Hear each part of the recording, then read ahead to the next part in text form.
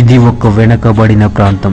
ఇక్కడ ప్రతిదీ ప్రాణత్యాగంతోనూ చిందే రక్తంతోనూ తెచ్చుకోవలసిందే. కానీ అన్నిటినీ ఉద్యమంతో ముడిపెట్టలేం. కొన్నిటిలో కాలమే మార్పు తీసుకువచ్చింది. అందులో ఒకటి అంటరానితనం, అన్టచింగ్నెస్. ఇన్ 1950s పూర్వం కొందరికి పాలు పోసేటప్పుడు వారికి సపరేట్ గ్లాస్ ఏర్పరిచి అందులో పాలు పోసేవారు. అతడు వాటిని తాను తెచ్చుకున్న గ్లాసులోకి మార్చుకొని ఆ గ్లాసును కడిగి మళ్ళీ అదే చోటు నిలిపేవాడు.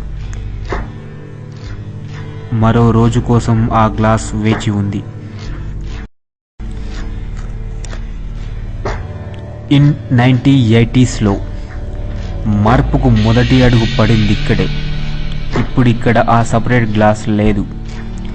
పాల కోసం గుమ్మం ముందు నిలుచున్నతడికి లోపల నుంచి వచ్చిన మరో వ్యక్తి స్వయంగా తన గ్లాసులోని పాలను అతని గ్లాసులోకి మారుస్తున్నాడు. ఇన్ 2010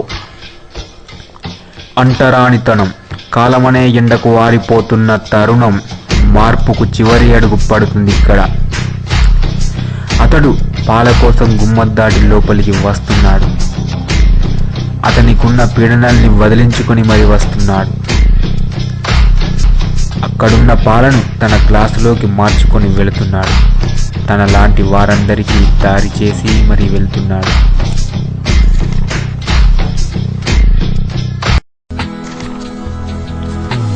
మార్పు అనేది పెంకుటిల్లులు బిల్డింగులుగా మారినట్టు, మట్టి రోడ్లు తారు రోడ్లుగా మారినట్టు కాలంతో పాటు వస్తున్న ఈ మార్పును మనం సహృదయంతో ఆహ్వానిద్దాం.